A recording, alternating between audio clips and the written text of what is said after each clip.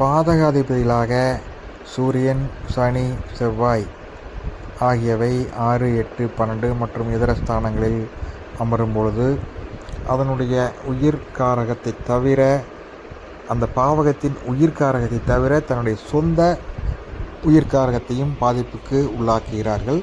உதாரணமாக செவ்வாய் பாதகாதிபதியாக வந்து, அது சிம்ம லக்னத்திற்கு 9ஆம் அதிபதி செவ்வாய் பாதகாதிபதியாக வருவார்.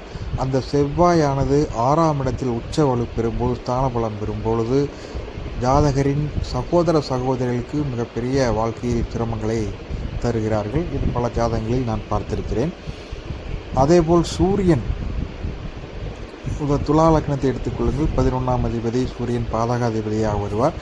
அவர் ரிஷபத்தில் போய் அமரும் பொழுது, 8ஆம் இடத்தில் அமரும் பொழுது தந்தைக்கு மிகப்பெரிய ஒரு கண்டத்தை தருபவராக இருக்கிறார். அதேபோல் சனியானது பாதகாதிபதியாக வந்து, உதாரணமாக மேஷ லக்னத்திற்கு 11ஆம் அதிபதியாக சனி பாதகாதிபதியாக வந்து 4ஆம் இடமான கடகத்தில் இருக்கும் பொழுது தாயின் அரவணைப்பு ஜாதகருக்கு கிடைக்காமல் செய்து விடுகிறார். இது போன்று பலவிதமான